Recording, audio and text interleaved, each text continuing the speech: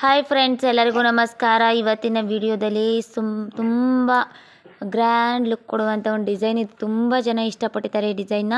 Sweet heart ಶೇಪ್ಗೆ ಯಾವ ಥರ design ಮಾಡೋದು ಅಂತ ತೋರಿಸ್ತಾ ಇದ್ದೀನಿ. ಇದು ಆ್ಯಕ್ಚುಲಿ ಹೇಳ್ಬೇಕಂದ್ರೆ ಮ್ಯಾಮ ಸಿಂಪಲಾಗಿ ಮಾಡಿ ಅಂತ ಹೇಳಿದರು. ನಾನು ಸಿಂಪಲಾಗಿ ಮಾಡೋಣ ಅಂತ ಹೋದೆ. ಅದು ತುಂಬ ಗ್ರ್ಯಾಂಡ್ ಲುಕ್ಕೇ ಕೊಟ್ಬಿಡ್ತು. ಇದು ಸ್ಯಾರಿ ಬಾರ್ಡ್ರಲ್ಲಿ ಸ್ವಲ್ಪ ಮೆರೂನ್ ಕಲರ್ ಇದೆ. ಸ್ಯಾರಿ ಬಾರ್ಡ್ರಲ್ಲಿ ಬೇಕಾದ್ರೆ ಬ್ಲೌಸ್ ಬಾರ್ಡ್ರನ್ನ ನೀವು ಗಮನಿಸಿ ನೋಡಿ. ಅದು ಸ್ವಲ್ಪ ಲೈಟ್ ಮೆರೂನ್ ಹೊಡೆಯುತ್ತೆ. ಅದು ಎಡ್ಜಲ್ಲಿ ಲೈಟ್ ಮೆರೂನ್ ಹೊಡೆಯುತ್ತೆ. ಲೈಟ್ ಮೆರೂನ್ ಕಲರ್ ನಾವು ಹಾಕಿದಾಗ ಸ್ವಲ್ಪ ಹೈಲೈಟಾಗಿ ಕಾಣಿಸುತ್ತೆ ಡಿಸೈನ್ ಅಂತ ನನಗೆ ಅನಿಸ್ತು. ಯಾಕಂದರೆ ಬಾರ್ಡ್ರಲ್ಲಿ ಸ್ವಲ್ಪ ಬಾರ್ಡ್ರನ್ನ ಫೋಲ್ಡ್ ಮಾಡಿ ಸ್ಟಿಚ್ ಮಾಡಿಬಿಟ್ಟಿದ್ದೀನಿ. ಸ್ವಲ್ಪ ಮೆರೂನ್ ಕಲರ್ ಇದೆ, ಅದು ಮೆರೂನ್ ಇದಕ್ಕೆ ಮ್ಯಾಚ್ ಆಗ್ತಾಯಿತ್ತು. ಅದು ಕಲರ್ ಕಾಂಬಿನೇಷನ್ ಸೆಲೆಕ್ಟ್ ಮಾಡೋರಿಗೆ ಗೊತ್ತಾಗುತ್ತೆ ಏನು ಅಂತ. ಓಕೆನಾ, ನೋಡಿ ಇವಾಗ ನಾನು ಫಸ್ಟು ಸ್ವೀಟ್ ಹಾರ್ಟ್ ಶೇಪ್ನ ನಾನು ಕಟ್ ಮಾಡಿ ಸ್ಟಿಚ್ ಮಾಡಿ ಉಲ್ಟಾ ತಿರುಗಿಸಿ ಸ್ಟಿಚ್ ಮಾಡಿ ಇಟ್ಕೊಂಡಿದ್ದೀನಿ. ಬ್ಯಾಕು ಮತ್ತು ಫ್ರಂಟ್ನ ಶೋಲ್ಡರ್ ಅಟ್ಯಾಚ್ ಮಾಡ್ಕೊಂಡಿದ್ದೀನಿ. ಇವಾಗ ಕ್ಯಾನ್ವಾಸ್ ಪೇಪರ್ನ ಕೆಳಗಡೆ ಇಟ್ಕೊಂಡು ಫಸ್ಟು ಕ್ಯಾನ್ವಾಸ್ ಪೇಪರ್ನ ಅಟ್ಯಾಚ್ ಮಾಡ್ಕೋತಾ ಇದ್ದೀನಿ. ಮಾಮೂಲಿ ಬಾರ್ಡರ್ ಲೈನ್ ಸ್ಟಿಚ್ ಹಾಕ್ಬಿಟ್ಟು ಕ್ಯಾನ್ವಾಸ್ ಪೇಪರ್ನ ಅಟ್ಯಾಚ್ ಮಾಡ್ಕೋತಾ ಇದ್ದೀನಿ. ನೋಡಿ ಎಷ್ಟು ನೀಟಾಗಿ ಬರ್ತಾಯಿದೆ ಅಂತ. ಇಷ್ಟೇ ನೀಟಾಗಿ ನೀವು ಕೂಡ ಮಾಡಬೇಕು. ಕೆಲವೊಬ್ರು ಕೇಳ್ತಾ ಇದ್ದೀರಾ, ಮೇಡಮ್ ಹ್ಯಾಂಡ್ ಎಂಬ್ರಾಯ್ಡ್ರಿ ಮಾಡೋದು ಬೆಟರಾ ಮಷಿನ್ ಎಂಬ್ರಾಯ್ಡ್ರಿ ಮಾಡೋದು ಬೆಟರಾ ಅಂತ. ಈ ಡಿಸೈನ್ ನೋಡಿದ್ರೆ ಯಾವ ಹ್ಯಾಂಡ್ ಎಂಬ್ರಾಯ್ಡ್ರಿನೂ ಬೇಡ, ಮಷಿನ್ ಎಂಬ್ರಾಯ್ಡ್ರಿ ಮಾಡ್ಕೊಂಡು ಆರಾಮಾಗಿರೋಣ ಅಂತ ನಿಮಗೆ ಅನಿಸುತ್ತೆ. ಯಾಕಂದರೆ ಅಷ್ಟೊಂದು ಗ್ರ್ಯಾಂಡ್ ಲುಕ್ ಕೊಡ್ತಾ ಇದೆ ಇದು ಬ್ಲೌಸ್ಗೆ ಡಿಸೈನು. ನನಗಂತೂ ಸಖತ್ ಇಷ್ಟ ಆಗಿದೆ. ಅಂದರೆ ನಾನು ರೀಸೆಂಟಾಗಿ ಹೊಲ್ದಿರೋ ಬ್ಲೌಸ್ಗಳಲ್ಲೆಲ್ಲ ಸಖತ್ ಇಷ್ಟ ಆಗಿದೆ ಅಂದರೆ ಈ ಡಿಸೈನೇ. ಯಾಕಂದರೆ ನಂಗೆ ಸಖತ್ ಇಷ್ಟ ಆಗೋಯ್ತು. ಈ ಬ್ಲೌಸ್ನ ನಾನು ವೇರ್ ಮಾಡಿ ನೋಡ್ತಿದ್ದೆ. ಆ್ಯಕ್ಚುಲಿ ಕಸ್ಟಮರ್ದು ಇದು ಬ್ಲೌಸು, ಬಟ್ ನನಗೆ ಎಷ್ಟು ಚೆನ್ನಾಗಿ ಕಾಣಿಸುತ್ತೆ ಇದು, ಎಷ್ಟು ಚೆನ್ನಾಗಿ ಕಾಣಿಸುತ್ತೆ ಇದು, ಏನು ಚೆನ್ನಾಗಿದೆ, ಎಷ್ಟು ಚೆನ್ನಾಗಿದೆ ಅಂತ ನಾನು ಇದು ಸ್ಮಾಲ್ ಮ್ಯಾಂಗೋ ಡಿಸೈನ್ ಬುಟ್ಟ ಡಿಸೈನೇ ಕೊಟ್ಟಿದ್ರೆ ತೋಳಿಗೆ ಚೆನ್ನಾಗಿರೋದು ಅಂತ ನನಗೆ ಅನಿಸ್ತಾ ಇತ್ತು. ಯಾಕಂದರೆ ನನಗೆ ಹೆವಿ ಓವರಾಗೆ ಒಳ್ಳೆ ಎಮ್ಮೆ ತೊಪ್ಪೆ ಥರ ಇರಬಾರ್ದು ಡಿಸೈನು. ನೋಡೋಕೆ ಅಟ್ರಾಕ್ಷನ್ ಥರನೂ ಇರಬೇಕು, ಮತ್ತು ನೋಡ್ದಕ್ಕೆ ಒಂದು ಅಟ್ರಾಕ್ಷನ್ ಲುಕ್ ಅಂತ ಬರಬೇಕು. ಆ ಥರ ಡಿಸೈನ್ನ ಕ್ರಿಯೇಟಿವಿಟಿ ಮಾಡಬೇಕು. ನನಗೆ ಮ್ಯಾಂಗೋ ಡಿಸೈನ್ ಹಾಕಿದ್ದು ಅಷ್ಟೊಂದು ಕಂಫರ್ಟಬಲ್ ಸಿಕ್ಕಿಲ್ಲ ಸ್ಲೀವ್ ಡಿಸೈನ್ಗೆ. ಯಾಕಂದರೆ ನಾನು ಏನೋ ಮಾಡೋಣ ಅಂತ ಹೋದೆ, ಅದೇನೋ ಆಗ್ಬಿಡ್ತು. ಬಟ್ ಓಕೆ, ಇದಕ್ಕೆ ಮ್ಯಾಂಗೋ ಬುಟ್ಟ ಸ್ಮಾಲ್ ಮ್ಯಾಂಗೋ ಡಿಸೈನ್ನ ನೀವು ಸ್ಲೀವ್ಗೆ ಕೊಟ್ಕೊಳ್ಳಿ. ಯಾಕಂದರೆ ಅಷ್ಟೊಂದು ಲುಕ್ ಇರೋಲ್ಲ ಅಂತ ನನಗನ್ನಿಸ್ತು. ನನ್ನ ಎಕ್ಸ್ಪೀರಿಯೆನ್ಸಲ್ಲಿ ನನಗನ್ಸಿದ್ದು. ನೋಡಿ ಇವಾಗ ಮ್ಯಾಂಗೋ ಡಿಸೈನ್ ಎಲ್ಲ ಡ್ರಾ ಮಾಡ್ಕೊಂಡಿದ್ದೆ. ಮ್ಯಾಂಗೋ ಡಿಸೈನ್ನ ನಾನು ಡ್ರಾ ಮಾಡ್ತಾಯಿದ್ದೀನಿ. ಇವಾಗ ಮ್ಯಾಂಗೋ ಡಿಸೈನ್ ಈಸಿಯಾಗಿ ಬಾಬಿನಲ್ಲಿ ದಾರ ಕಾಲಾಗಿತ್ತು, ಅದಕ್ಕೆ ನೀಟಾಗಿ ದಾರ ಹಾಕ್ತಾಯಿದ್ದೀನಿ. ಬಟ್ ನನಗೆ ಏನಂದರೆ ತುಂಬ ಚೆನ್ನಾಗಿತ್ತು ಇದು. ಮತ್ತು ನಾನು ಅದು ನೋಡ್ತಾ ಇರಬೇಕಾದ್ರೆ ಕನ್ನಡಿ ಹತ್ರ ಇಟ್ಕೊಂಡು ಇನ್ನೂ ಫಿಟ್ಟಿಂಗ್ ಹಿಡ್ದಿರಲಿಲ್ಲ. ಸುಮ್ಮನೆ ಬೆನ್ನಿಗೆ ಅದೇ ಥರ ಇಟ್ಕೊಂಡು ನೋಡ್ತಾ ಇರಬೇಕಾದ್ರೆ ಇಟ್ಕೊಂಡು ಪಕ್ಕದ ಮನೆಯವ್ರು, ಏನು ಆ ಥರ ನೋಡ್ತಾ ಇದೆಯಾ ಬ್ಲೌಸ್ನ ನೀನು, ಏನು ಅಷ್ಟೊಂದು ಚೆನ್ನಾಗಿದೆಯಾ ತೊಗೋಬೈಲಿ ಅಂತಂದರು. ಇಷ್ಟೊಂದು ಚೆನ್ನಾಗಿ ಬಂದಿದೆ, ಸಖತ್ ಗ್ರ್ಯಾಂಡ್ ಲುಕ್ ಬಂದಿದೆ ನೋಡಿ. ನನಗಂತೂ ಸಖತ್ ಇಷ್ಟ ಆಗೋಯ್ತು, ಹೊಲ್ಕೋಬೇಕು ಅಂತ ಅನಿಸ್ತದೆ ನನಗೂ ಅಂತ ಅಂದೆ. ಅವರು ನೋಡ್ಬಿಟ್ಟು ನಿಜಾನೇ ಇದು ಸಖತ್ತಾಗಿ ಬಂದಿದೆ ಈ ಡಿಸೈನು ಅಂತ ಹೇಳ್ತಾಯಿದ್ರು. ಅವರು ಹೇಳ್ಬೇಕಂದ್ರೆ ಆ್ಯಕ್ಚುಲಿ ನಾನು ಕಲಿಬೇಕಾಗಿದ್ದರೆ ಬೇಸಿಕ್ಕಿಂದನೂ ಕೂಡ ಅವ್ರಿಗೆ ಏನೇ ಡಿಸೈನ್ ಮಾಡಿದ್ರು ತೋರಿಸ್ತಿದ್ದೆ. ಯಾಕಂದರೆ ಅವರು ತುಂಬ ಬ್ಲೌಸ್ ಡಿಸೈನ್ಸ್ನ ಸ್ಟಿಚ್ ಮಾಡಿಸ್ಕೋತಾರೆ. ಆ ಬ್ಲೌಸ್ ಡಿಸೈನಲ್ಲಿ ಏನಾದರೂ ರಾಂಗ್ ಇತ್ತಂದರೆ ಅವರು ತಿಳಿಸ್ತಾರೆ. ಯಾಕಂದರೆ ಅವ್ರಿಗೆ ಒಂದು ಅಟ್ರಾಕ್ಷನ್ ಲುಕ್ ಅನ್ನೋ ಬ್ಲೌಸ್ನ ಸ್ಟಿಚ್ ಮಾಡಿಸ್ಕೊಂಡು ಹಾಕೊಂಡು ರೂಢಿಯಾಗಿರೋದ್ರಿಂದ ಅವರು ನೋಡ್ದೆ ಇಟ್ಕೆ ಒಂದು ಅಟ್ರಾಕ್ಷನ್ ಲುಕ್ ಅಂತ ಬಂದಿಲ್ಲ ಅಂದರೆ ಅವ್ರು ಓಪನಾಗೆ ಮಕ್ಕೊಡ್ದಂಗೆ ಹೇಳ್ಬಿಡ್ತಾರೆ, ಇದು ಚೆನ್ನಾಗಿಲ್ಲ, ಈ ಥರ ಯಾಕೆ ಮಾಡಿದೆ, ಇಲ್ಲಿ ಚೆನ್ನಾಗಿ ಮಾಡ್ತಾಯಿದ್ದೆ, ಇದ್ಯಾಕೆ ಹಿಂಗೋಯ್ತು, ಇದ್ಯಾಕೆ ಹಂಗಾಯ್ತು ಅಂತ ಹೇಳ್ತಾರೆ. ಅದಕ್ಕೋಸ್ಕರ ನಾನು ಸ್ಟಾರ್ಟಿಂಗಲ್ಲಿ ಏನು ಮಾಡಿದೆ ಅಂದರೆ ಸ್ವಲ್ಪ ದಿನ ಅವ್ರಿಗೆ ತೋರಿಸಿದ್ದೆ ಮಷಿನ್ ಎಂಬ್ರಾಯ್ಡ್ರಿ ಡಿಸೈನ್ಸ್ ಮಾಡಿ ಅವ್ರಿಗೆ ತೋರಿಸ್ತಾ ಇದ್ದಾಗ ಅವರು ಹೇಳ್ತಾಯಿದ್ರು, ಇಲ್ಲಿ ಶೇಪ್ ಹೋಗಿದೆ, ಇಲ್ಲಿ ಈ ಥರ ಕಾರ್ನರ್ ಹೋಗಿದೆ, ಈ ಥರ ಆಗಿದೆ, ಈ ಥರ ಮಾಡಬೇಡ, ನೋಡು ನಾನು ಬ್ಲೌಸ್ನ ಮಾಡಿಸ್ಕೊಬಂದಿದ್ದೀನಿ ನನ್ನ ಸಿಟಿಯಿಂದ, ಈ ಬ್ಲೌಸ್ ಎಷ್ಟು ನೀಟಾಗಿ ಫಿನಿಶಿಂಗ್ ಬಂದಿದೆ, ಇದೇ ಥರ ಫಿನಿಶಿಂಗ್ ನಿಂದು ಬರಬೇಕು ಅಂತ ಅವ್ರು ಬ್ಲೌಸಸ್ನೆಲ್ಲ ತೋರಿಸೋರು. ಅವ್ರು ತುಂಬ ಮಷಿನ್ ವರ್ಕ್ನ ಮಾಡಿಸಿದ್ದಾರೆ ಬ್ಲೌಸ್ಗಳಿಗೆ. ಅವ್ರು ತೋರಿಸ್ತಾಯಿದ್ರು. ಅವ್ರು ತೋರಿಸಿರುವಂಥ ಬ್ಲೌಸ್ ಡಿಸೈನ್ಸ್ ಸುಮಾರು ಕಸ್ಟಮರ್ ಬ್ಲೌಸ್ ಮೇಲೆ ಅಪ್ಲೈ ಮಾಡಿದೆ. ಅದು ಕೆಲವೊಂದು ಸಕ್ಸಸ್ ಆಯಿತು, ಕೆಲವೊಂದು ಫ್ಲಾಪ್ ಆಯಿತು. ಏನು ಮಾಡೋಕ್ಕಾಗಲ್ಲ, ಫ್ಲಾಪ್ ಅನ್ನೋದು ಸಕ್ಸಸ್ ಅನ್ನೋದು ಈ ಫೀಲ್ಡಲ್ಲಿ ಕಾಮನ್ ಆಗಿದೆ. ಯಾಕಂದರೆ ಅದನ್ನು ಮಾಡಿ ಅವ್ರಿಗೆ ತೋರಿಸಿದಾಗ ಅವರು ಓಪನಾಗಿ ಹೇಳ್ತಿದ್ರು, ಇದು ಚೆನ್ನಾಗಿಲ್ಲ, ಇದು ದಪ್ಪ ಆಗ್ಬಿಡ್ತು ಜಾಸ್ತಿ ಫ್ಲವರು, ಇದು ಲೀಫು ತುಂಬ ಸಣ್ಣ ಆಯಿತು, ಆ ಥರ ಏನಾದರೂ ಒಂದು ಹೇಳೋರು. ಅವ್ರು ಆ ಥರ ಹೇಳಿದಾಗ ನಾನು ಚೇಂಜಸ್ ಮಾಡ್ಕೋತಿದ್ದೆ. ಯಾಕಂದರೆ ಅವ್ರು ಇಲ್ಲದೇ ಇರೋದನ್ನೆಲ್ಲ ಹೇಳಲ್ಲ, ಇರೋದನ್ನೇ ತಾನೇ ಓಪನಾಗಿ ಹೇಳೋದಂತ. ಬಟ್ ಇವಾಗ ನಾನು ಮಾಡಿದಾಗ ಅವ್ರು ನೋಡಿದಾಗ ತುಂಬ ಚೆನ್ನಾಗದೆ, ಸಖತ್ತಾಗದೆ ಅಂತ ಹೇಳ್ತಿದ್ರು. ನನಗೂ ತುಂಬಾ ಖುಷಿ ಆಯಿತು. ನೀವು ಅಷ್ಟೇ ಏನೇ ಒಂದು ಕಲಿಬೇಕಂದ್ರೂ ಬೇರೆಯವರು ಒಂದು ಅನಿಸಿಕೆನ, ಅಂದರೆ ಕಸ್ಟಮರ್ ಹೇಗೆ ಅಂತ ಗೊತ್ತಿರ್ತಾರಲ್ವ.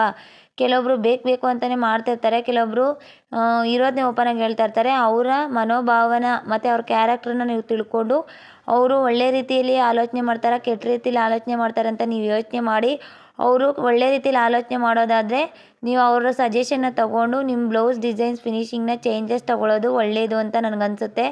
ಯಾಕಂದರೆ ಒಬ್ಬರು ಇಷ್ಟಪಟ್ಟರು ಅಂದರೆ ಅವ್ರು ಬೇರೆಯವ್ರಿಗೂ ಕೂಡ ಹೋಗಿ ಹೇಳ್ತಾರೆ.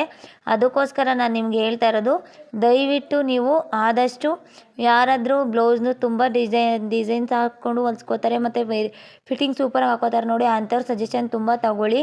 ಯಾಕಂದರೆ ನಮಗೆ ಎಲ್ಲ ಗೊತ್ತಿರಲ್ಲ. ನಾವು ನಮ್ಮ ಮೂಗಿನ ನೇರಕ್ಕೆ ನಾವು ಮಾಡಿರೋ ಡಿಸೈನ್ ಚೆನ್ನಾಗಿದೆ ಅಂತ ನಾವು ಅಂದ್ಕೋತೀವಿ.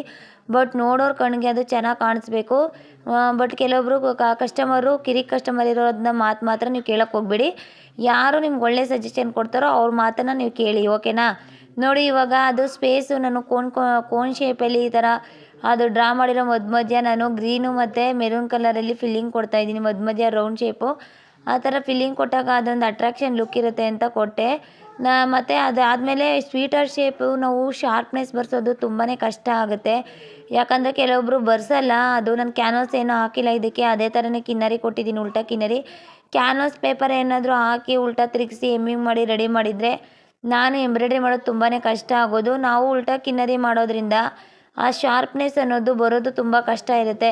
ನೀವು ನೋಡಿಕೊಂಡು ಆದಷ್ಟು ಮಾಡಿ. ನೋಡಿ ಗ್ರೀನ್ ಕಲರ್ ಥ್ರೆಡ್ಡಲ್ಲಿ ಸಿಲ್ಕ್ ಥ್ರೆಡಲ್ಲಿ ನಾನು ಮ್ಯಾಂಗೋ ಡಿಸೈನ್ ಯಾವ್ಯಾವ ಥರ ಹೋಗಿದೆಯೋ ಆ ಥರನೇ ಕರ್ವ್ ಶೇಪ್ನ ಕೊಡ್ತಾ ಹೋದೆ. ತುಂಬ ಚೆನ್ನಾಗಿ ಬಂತದ್ದು. ಅಂದರೆ ಫಸ್ಟ್ ಇವಾಗ ಡ್ರಾ ಮಾಡ್ಕೋತಾ ಇದ್ದೀನಿ. ಮ್ಯಾಂಗೋ ಡಿಸೈನ್ಸ್ ಯಾವ್ಯಾವ ಥರ ಹೋಗಿದೆಯೋ ಅದೇ ಥರ ಡ್ರಾ ಮಾಡ್ತಾ ಹೋಗ್ತಾ ಇದ್ದೀನಿ. ಯಾಕಂದರೆ ಅಲ್ಲಿ ಕರ್ವ್ ಶೇಪ್ ಕೊಡೋಣ ಅಂತ, ಅದನ್ನು ತುಂಬ ಗ್ರ್ಯಾಂಡ್ ಲುಕ್ ಕೊಡುತ್ತೆ ಅಂತ ಅಂದ್ಬಿಟ್ಟು ಹೋಗ್ತಾಯಿದ್ದೀನಿ. ಬಟ್ ಏನೋ ಮಿಸ್ಟೇಕ್ ಆಗಿದೆ. ನಾನು ಬಾಬಿನಲ್ಲಿ ದಾರ ರೋಲ್ ಮಾಡಬೇಕಾದ್ರೆ ಏನೋ ವೇರಿಯೇಷನ್ ಸ್ವಲ್ಪ ಟೈಟಾಗಿ ಆಗಿರಬೇಕು. ಅದು ಸೂಜಿ ಮೇಲೆ ದಾರ ಎತ್ತಬೇಕಾದ್ರೆ ಪದೇ ಕಟ್ ಆಗ್ತಾಯಿತ್ತು. ಬಟ್ ಮಿಷಿನ್ ಪ್ರಾಬ್ಲಮ್ಮು, ದಾರದ ಪ್ರಾಬ್ಲಮ್ ಏನಿಲ್ಲ. ಬಾಬಿಂಗೆ ಥ್ರೆಡ್ ರೋಲ್ ಮಾಡಬೇಕಾದ್ರೆ ಆರಾಮ್ಸೆ ರೋಲ್ ಆಗಿಲ್ಲ ಅಂತ ನನಗೆ ಅನಿಸ್ತಾ ಇದೆ. ನೋಡಿ ಇವಾಗ ನಾನು ಡ್ರಾ ಮಾಡ್ಕೊಂಡಿದ್ದೆ, ಅಲ್ಲಿಗೆ ನಾನು ಕೊಡ್ತಾಯಿದ್ದೀನಿ ಆ ಥರ ಕರ್ವ್ ಶೇಪ್ನ ಕೊಡ್ತಾಯಿದ್ದೀನಿ ಮ್ಯಾಂಗೋದ ಹತ್ರ. ಅದೇ ಥರ ನೀವು ಕೂಡ ಕೊಡಬೇಕು. ಎಷ್ಟು ನೀಟಾಗಿ ಹೋಗ್ತಾಯಿದೆ ನೋಡಿ, ಅಷ್ಟೇ ನೀಟಾಗಿ ನೀವು ಕೂಡ ಹೋಗಿ. ನಾನು ತುಂಬ ಫಾಸ್ಟಾಗಿ ರನ್ ಮಾಡ್ತಾಯಿದ್ದೀನಿ. ಬಟ್ ಇದು ಎಡಿಟ್ ಮಾಡಬೇಕಾದ್ರೆ ತುಂಬ ಫಾಸ್ಟಾಗಿ ಹೋಗಿಲ್ಲ ವಿಡಿಯೋ ಇದು. ನಾನು ಸ್ಲೋ ಮೋಷನಲ್ಲಿ ನಾನು ಮಾಮೂಲಿ ನಾರ್ಮಲಾಗಿ ಏನು ಮಾಡ್ತಿದ್ನೋ ಅದೇ ಬರ್ತಾಯಿದೆ ನೋಡಿ. ಅದೇ ಥರ ನೀವು ಕೂಡ ಮಾಡಿ. ಎಲ್ಲೂ ಅಷ್ಟೇ ಕರ್ವ್ ಶೇಪ್ಸ್ ಎಲ್ಲ ಹೋಗಿಸ್ಬೇಡಿ, ಮ್ಯಾಂಗೋ ಶೇಪೆಲ್ಲ ಹೋಗಿಸ್ಬೇಡಿ. ಹಿಂದಿನ ವಿಡಿಯೋಗಳಲ್ಲಿ ಮ್ಯಾಂಗೋ ಶೇಪ್ ಮಾಡೋದು ಯಾವ ಥರ ಅಂತ ಈಸಿ ವೇಲಿ ಹೇಳ್ಕೊಟ್ಟಿದ್ದೀನಿ. ಅದೇ ಥರ ನೀವು ಕೂಡ ಪ್ರಾಕ್ಟೀಸ್ ಮಾಡಿ, ಬರುತ್ತೆ, ಓಕೆನಾ. ಇದೇ ಥರ ನೀವು ಏನಾದರೂ ಪ್ರಾಕ್ಟೀಸ್ ಮಾಡಿದ್ರಿ ಅಂದರೆ ಪಕ್ಕ 100% ಸಕ್ಸಸ್ ಆಗೇ ಆಗ್ತೀರಾ. ಈ ಥರ ಡಿಸೈನ್ಸ್ ಎಲ್ಲ ಕಸ್ಟಮರ್ ಬ್ಲೌಸ್ ಮೇಲೆ ಟ್ರೈ ಮಾಡಿ. ಏನಾದರೂ ಕಸ್ಟಮರ್ ಬ್ಲೌಸ್ ಮೇಲೆ ಟ್ರೈ ಮಾಡೋಕ್ಕಾಗಿಲ್ಲ ಅಂತಂದರೆ ನೀವು ಒಂದು ವೇಸ್ಟ್ ಪೀಸ್ಗಳನ್ನ ಇಟ್ಕೊಂಡು ಇದನ್ನು ಬ್ಯಾಕ್ನೇ ಡ್ರಾ ಮಾಡಿ ಅಂತ ನಾನು ಹೇಳಲ್ಲ. ಫ್ರಂಟ್ ಶೇಪ್ನ ಡ್ರಾ ಮಾಡಿಕೊಂಡು ನಾನು ಏನು ಡಿಸೈನ್ ಮಾಡಿದ್ದೀನೋ ಆ ಡಿಸೈನ ಪ್ರಾಕ್ಟೀಸ್ ಮಾಡಿ ವಾಟ್ಸಪ್ಗೆ ಅಪ್ಲೋಡ್ ಮಾಡಿ. ವಾಟ್ಸಪ್ಪಲ್ಲಿ ನಾನು ಈ ಡಿಸೈನ್ಸ್ನ ನೋಡಿಬಿಟ್ಟು ಏನು ರಾಂಗ್ ಆಗಿದೆ, ಏನು ಕರೆಕ್ಟ್ ಇಲ್ಲ ಅಂತ ಹೇಳ್ತೀನಿ. ನೋಡಿ ರೆಡಿ ಆಯಿತು. ಬಾಲ್ ಚೈನು, ಸ್ಟೋನ್ ಚೈನು ಮತ್ತು ಬಾಲ್ ಚೈನ್ನ ಇವಾಗ ಸ್ಟಿಕ್ ಮಾಡ್ತೀನಿ. 3 ಚೈನನ್ನು ಸ್ಟಿಚ್ ಮಾಡ್ತೀನಿ. ಇದು ಎಷ್ಟು ಗ್ರ್ಯಾಂಡ್ ಲುಕ್ ಬಂದಿದೆ ಅಂತ ನೋಡಿ. Ball chain, stone chain, ball chain ಮೂರನ್ನು ಅಟ್ಯಾಚ್ ಮಾಡಿದ್ಮೇಲೆ ಎಷ್ಟು ಗ್ರ್ಯಾಂಡ್ ಲುಕ್ ಬಂತಂದರೆ ಮದುವೆ ಹೆಣ್ಣಿಗೆ ಇಷ್ಟೇ ಸಾಕು ರಿಸೆಪ್ಷನ್ಗೆ ಅನಿಸ್ಬಿಡ್ತು ನನಗೆ, ಅಷ್ಟು ಗ್ರ್ಯಾಂಡ್ ಲುಕ್ ಬಂತು. ಬಟ್ ಸ್ಲೀವ್ ಡಿಸೈನ್ ನನಗೆ ಇಷ್ಟ ಆಗಿಲ್ಲ, ಓಪನಾಗಿ ಹೇಳ್ತಾ ಇದ್ದೀನಿ. ಅಷ್ಟೊಂದು ಇಷ್ಟ ಆಗಿಲ್ಲ, ಒಂದು 80% ಓಕೆ ಆಯಿತು. ಸ್ಮಾಲ್ ಮ್ಯಾಂಗೋ ಡಿಸೈನ್ ಕೊಟ್ಟಿದ್ರೆ ತುಂಬ ಚೆನ್ನಾಗಿರೋದೇನೋ ಅಂತ ನನಗೆ ಅನಿಸ್ತಾ ಇತ್ತು. ಬಟ್ ನನಗಂತೂ ಬ್ಯಾಕ್ ಅಂತ ಸಖತ್ ಇಷ್ಟ ಆಯಿತು. ಯಾಕಂದರೆ ಫೋಟೋ ಶೂಟಿಂಗ್ ಅಂತ ಈ ಡಿಸೈನ್ ತುಂಬ ಚೆನ್ನಾಗಿರುತ್ತೆ. ಮ್ಯಾಂಗೋ ಅಂದರೆ ಟ್ರೆಡಿಷ್ನಲ್ಲು. ನಾವು ಮುದುಕಿಯಾಗಿ ಅಜ್ಜಿ ಆದರೂ ಕೂಡ ಈ ಮ್ಯಾಂಗೋ ಡಿಸೈನ್ ಅನ್ನೋದು ಟ್ರೆಂಡಲ್ಲೇ ಇರುತ್ತೆ ಹೊರತು ಯಾವ ಕಾರಣಕ್ಕೂ ಇದು ಟ್ರೆಂಡಿಂದ ಕೆಳಗಡೆ ಬರೋಲ್ಲ. ಇದೊಂಥರ ಏನಪ್ಪ, ಎಷ್ಟೇ ಡಿಸೈನ್ಗಳು ಬಂದರೂ, ಎಷ್ಟೇ ಫ್ಯಾಷನಾಗಿ ಬಂದರೂ ಸೋಲ್ದೇ ಇರುವಂಥ ಡಿಸೈನ್ ಅಂದರೆ ಮ್ಯಾಂಗೋ ಡಿಸೈನ್ ಅಂತ ಹೇಳೋಕ್ಕೆ ಇಷ್ಟಪಡ್ತೀನಿ. ಯಾಕಂದರೆ ಮ್ಯಾಂಗೋ ಡಿಸೈನ್ ಅನ್ನೋದು ಅಷ್ಟೊಂದು ಅಟ್ರಾಕ್ಷನ್ ಇರುತ್ತೆ. ಒಂದು ಕುರ್ತಿಲಾಗಿರ್ಬೋದು, ಒಂದು ಸ್ಯಾರಿಲಾಗಿರ್ಬೋದು, ಸ್ಯಾರಿ ಬಾರ್ಡ್ರಲ್ಲಾಗಿರ್ಬೋದು, ನಾವು ಹಾಕೋ ಡಿಸೈನ್ಸಲ್ಲಾಗಿರ್ಬೋದು, ಒಂದು ಮ್ಯಾಂಗೋ ಡಿಸೈನ್ ಬತ್ತಂದರೆ ಆ ಲುಕ್ಕೇ ಬೇರೆ ಬ್ಲೌಸ್ದು.